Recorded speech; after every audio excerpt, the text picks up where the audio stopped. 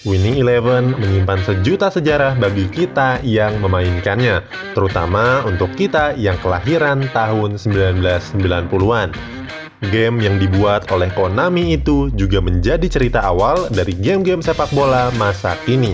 Ada banyak kenangan hebat seperti punggawa legendaris yang punya kemampuan menonjol sampai pemain-pemain yang haram dipakai di posisi tertentu. Cetak Gol kali ini akan membahas starting line up Winning Eleven yang auto menang.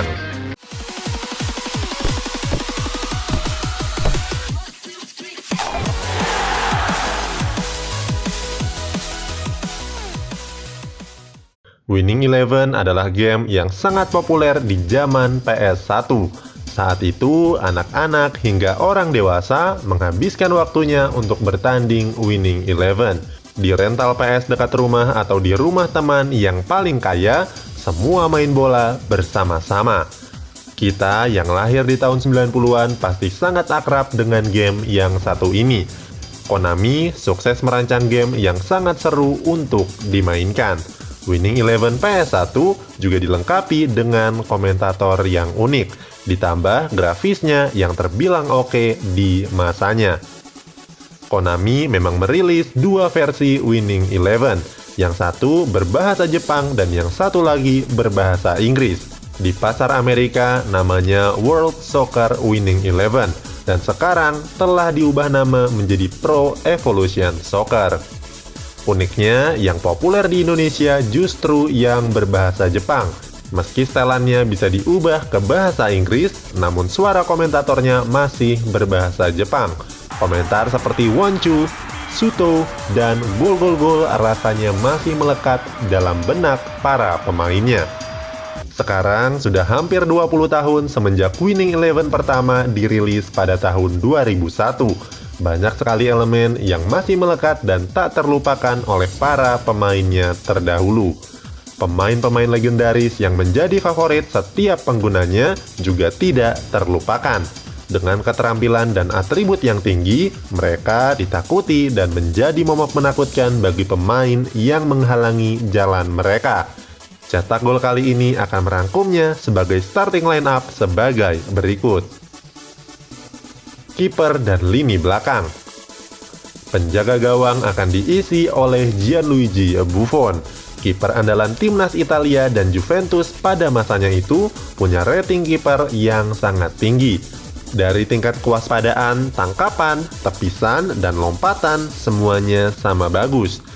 Kiper legendaris itu punya atribut rata-rata di atas 18 dari 20. Uniknya, pemain ini masih merumput di lapangan hijau hingga sekarang. Selain Buffon, ada Fabian Barthez yang bisa kita beli secara gratis kalau memainkan mode Master League. Bek kiri akan diisi oleh Roberto Carlos. Bagi pecinta Winning Eleven, pasti sudah tidak asing dengan sosok pemain Brazil yang satu ini. Dia punya atribut yang paling menakutkan di Winning Eleven. Walaupun menempati posisi bek, banyak orang lebih suka menaruhnya sebagai striker. Alasannya, Roberto Carlos punya kecepatan dan tendangan yang perfecto numero uno. Saking hebatnya Roberto Carlos sebagai striker, siapapun yang memainkannya akan disebut curang karena pasti autogol. Waktu itu kemampuannya memang tidak masuk akal.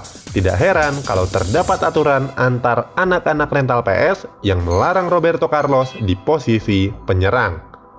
Bek tengah akan diisi oleh Alessandro Nesta. Bek andalan AC Milan dan timnas Italia ini juga menjadi andalan pada eranya. Dia punya kemampuan yang tangguh sebagai pemain bertahan. Nesta adalah salah satu yang terbaik dalam menjaga pemain depan lawan yang lincah. Di aslinya, Nesta juga dinobatkan sebagai salah satu bek terbaik yang pernah dimiliki Italia. Nesta akan ditemani dengan Carles Puyol. Bek Barcelona dan timnas Spanyol ini juga merupakan sosok bek yang perkasa. Selain punya kemampuan bertahan yang tinggi, Puyol juga punya lompatan yang nyaris sempurna. Saat itu, lompatannya mencatatkan nilai 19 dari 20. Tidak heran, Puyol bisa diandalkan untuk menyambar bola dari tendangan sudut. Sementara itu, bek kanan akan diisi oleh Javier Zanetti. Bek Inter Milan dan timnas Argentina itu juga punya kualitas serangan yang mumpuni. Dia punya skill dribbling yang nyaris sempurna. Tetapi yang paling spesial adalah staminanya. Zanetti mencatat nilai atribut 19. Untuk urusan stamina, Zanetti bahkan bisa disetarakan dengan Roberto Carlos. Lini tengah. Untuk posisi gelandang kiri akan diisi oleh Ryan Giggs. Di PS1, dia punya gocekan dan kecepatan yang merepotkan para musuhnya. Winning Eleven memberinya nilai 19 untuk kecepatan. Tidak jarang, tackle dari belakang adalah satu-satunya cara untuk menghentikan seorang Ryan Giggs. Di era 2000-an, Giggs memang punya kontribusi besar atas kejayaan Manchester United. Gelandang tengah akan diisi oleh Xavi Hernandez. Pemain Barcelona dan timnas Spanyol ini punya kemampuan spesial dalam memberikan umpan. Passingnya selalu akurat dan tepat sasaran saat bermain di dunia nyata. Wajar kalau Konami saat itu memberi atribut 19 dalam kategori akurasi umpan pendek dan umpan panjang. Selain itu, Xavi juga mendapatkan nilai 19 untuk atribut teamwork. Selain Xavi, gelandang tengah kedua akan diisi oleh Andrea Pirlo. Sama seperti Xavi, punggawa AC Milan ini juga punya keunggulan dalam memberikan umpan. Apalagi kalau berbicara soal umpan panjangnya. Pirlo diberi atribut 19 dalam urusan tersebut. Tinggal tekan bulat, umpan matang, siap disambut rekan-rekannya. Karena itu, Pirlo adalah pemain lini tengah yang sangat berbahaya. Gelandang kanan akan diisi oleh Tijani Babangida.